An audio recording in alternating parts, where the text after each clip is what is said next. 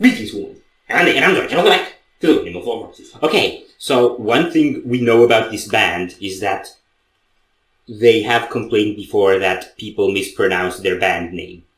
So we're gonna try to do that right. ÄRIES. Was that right? Hopefully.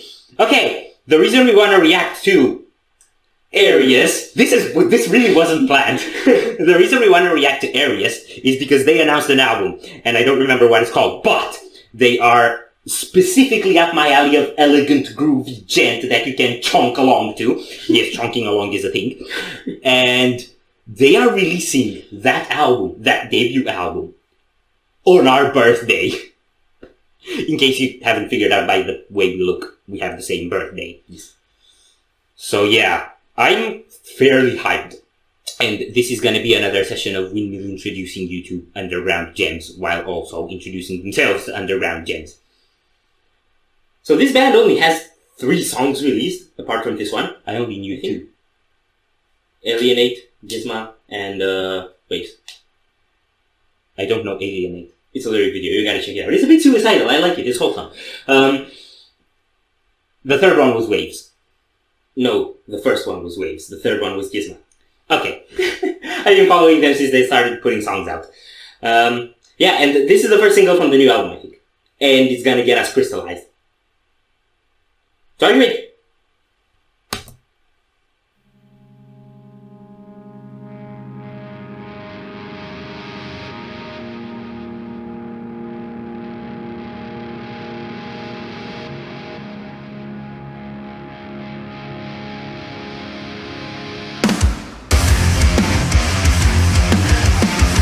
Yes! Oh.